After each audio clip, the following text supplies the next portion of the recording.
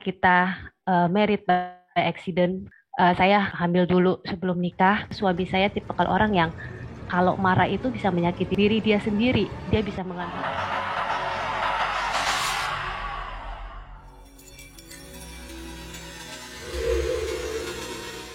Hari ini saya mau berbagi tentang kebaikan Tuhan dalam hidup saya dari saya kecil dan bagaimana Tuhan Yesus menyelamatkan pernikahan saya. Saya menikah dengan suami saya itu memang kita dengan usia yang masih muda karena kita married by accident karena saya hamil dulu sebelum nikah karena itu banyak faktor karena karena saya pengen cepat keluar dari rumah karena memang penuh dengan konflik. Saya pikir dengan keluar dari rumah pernikahan itu seperti yang saya pikirkan kayak Korea gitu, Sarangheo. Ternyata banyak juga sarang tawonnya, ternyata banyak menggigit sana, menggigit sini. Apalagi waktu saat itu kita masih sama-sama muda dan kita tidak tahu gitu loh. Jadi pas pertama menikah itu konflik terjadi luar biasa sampai 9 tahun pernikahan kita. 9 tahun pernikahan itu tidak ada Tuhan Yesus dan saya tidak pergi gereja karena suami saya juga waktu itu belum percaya sama Tuhan karena dia bukan agama Kristen. Setelah konflik itu eh, akhirnya kena lah ke anak saya karena melihat konflik orang tuanya yang begitu hebat, kena traumatik sebetulnya. Nah, traumatik dan itu menyembuhkannya tidak gampang kalau buat anak kecil.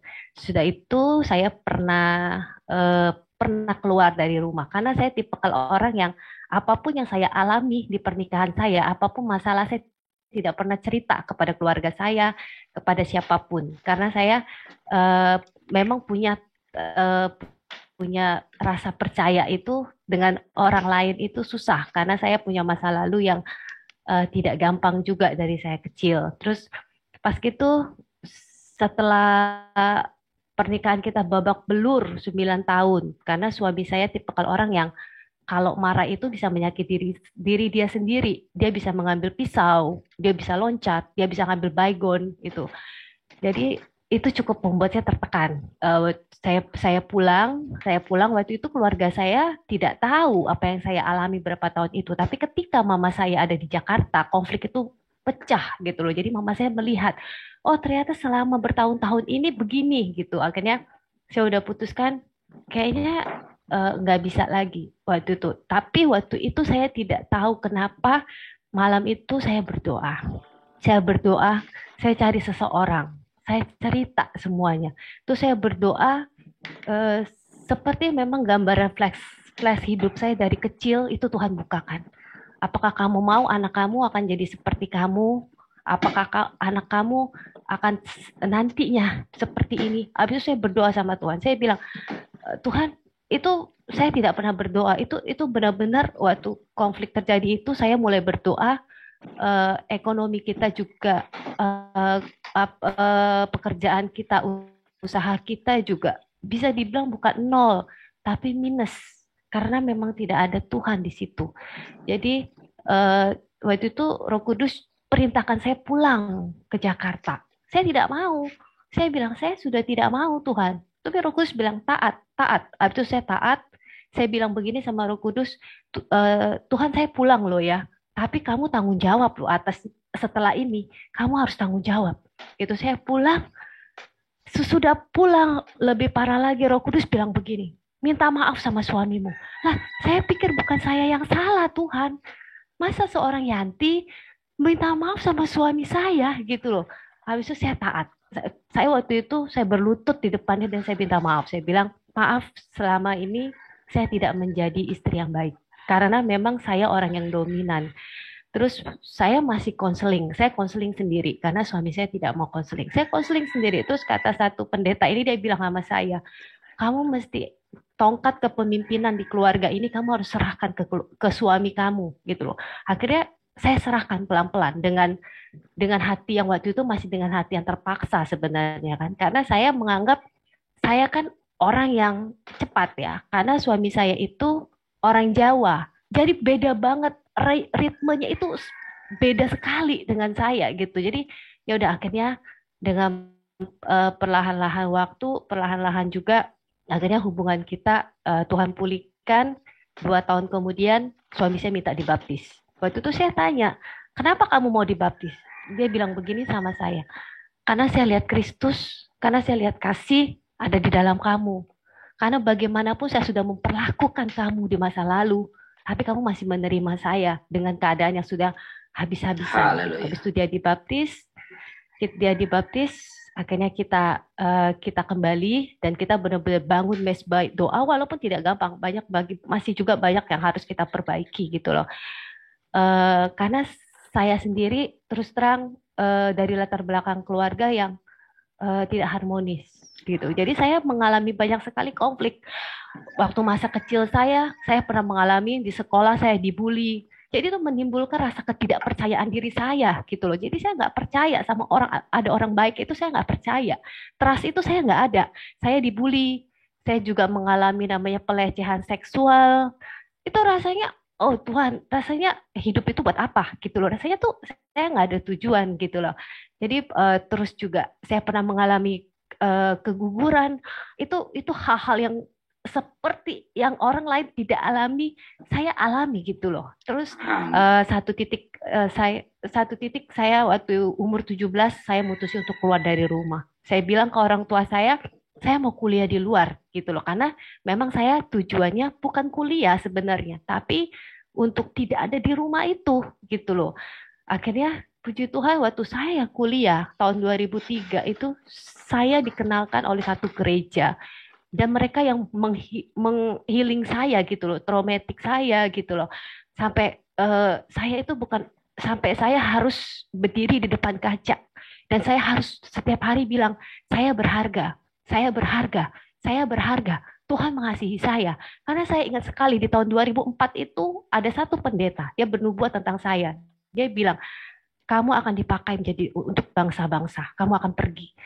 Tapi waktu itu saya cuma ketawa. Saya bilang, aduh Tuhan, mana mungkin sih seorang Yanti Tuhan bawa ke dunia, ke bangsa-bangsa itu nggak mungkin dengan apa ya? Dengan latar belakang yang nggak banget gitu loh. Jadi akhirnya saya tahu sekarang, ketika saya masuk Harvest Academy itu, eh, saya makin dipertajam visinya, saya makin mengerti gitu loh. Oh Tuhan, ternyata saya mengalami banyak masalah ini ternyata buat satu, buat saya menjadi kesaksian buat anak teens, yang adult, yang anak-anak yang pernah mengalami seperti saya gitu. Jadi makanya saya punya punya passion, saya punya hati sekali buat melayani anak-anak yang memang mereka jadi dari keluarga yang broken home, dari mereka yang mereka ya, MBA gitu loh. Jadi mereka tidak tahu apa yang harus mereka lakukan gitu. Jadi saya punya passion, saya pengen menyelamatkan anak-anak ini supaya tidak menjadi seperti saya. Karena saya sudah melihat Kristus itu sangat mengasihi pernikahan saya. Saya melihat Kristus itu sudah menyayangi saya dari saya kecil, walaupun saya mengalami banyak sekali traumatik, tekanan apapun itu, tapi Tuhan tidak pernah meninggalkan saya. Sampai satu sisi waktu saya berdoa, saya pelepasan, waktu saya pernah keguguran, itu ada satu suara Roh Kudus bilang, lepaskan, let it go, let it go. Ya, itu rasanya seperti ada ketenangan. Puncaknya kemarin saya berulang tahun itu luar biasa sekali. Yang biasanya kita menikah, suami saya tidak pernah memberikan hadiah atau apapun. Itu suami saya bisa sampai hubungan kita, dia bisa mendoakan saya jam 12 malam dan dia bisa Haleluya. memberikan saya satu Oh, satu momen yang luar biasa. Dan yang paling luar biasanya, ketika saya pertama kali ikut Harvest itu kan banyak Zoom. Dia sempat nanya gitu, protes, kok Zoom melulu sih gitu. Akhirnya saya jelaskan ke dia dan akhirnya pun sekarang dia mengerti. Ketika saya Zoom sudah malam seperti KKR dan dia akan nanya ke saya sendiri gitu loh. Ini mau makan apa? Kamu mau makan apa? Ya pokoknya banyak banget perubahan. Terus haleluya. seperti ada orang yang mau didoakan, dia selalu bilang kayak kemarin, mau nggak didoakan sama istri saya, sama tim saya. Dan dia sendiri yang melihat kalau kalau kuasa Tuhan itu ketika saya ikut HA itu semua dipulihkan. Dan satu juga dalam usaha kita itu luar biasa. Saya percaya, dan carilah dulu kerajaan Allah maka semuanya akan diberikan. Itu saya tidak percaya tiba-tiba ada satu investor yang mereka mau menginvestkan uangnya yang segitu buat saya dengan suami saya. Dan itu saya pikir itu nggak masuk akal, itu nonsens. Tapi itu terjadi. Saya sama suami saya langsung langsung terdiam gitu loh, langsung berdoa sama Tuhan. Aduh Tuhan, Tuhan itu luar biasa. Ketika suatu keluarga harmonis, maka berkat Tuhan itu mengalir. Ketika Amin. suami istri punya satu roh, Amin. maka apapun yang kita alami, kita akan bisa serahkan kepada Tuhan. Oleh karena itu, saya mau pada Bapak Ibu, apapun permasalahan rumah tangga kita, apapun yang kita alami, serahkan sama Tuhan, jangan menyerah. Amin. Ketika kita Haleluya. tidak menyerah, Tuhan tidak menyerah atas hidup kita. Terima Amin. kasih.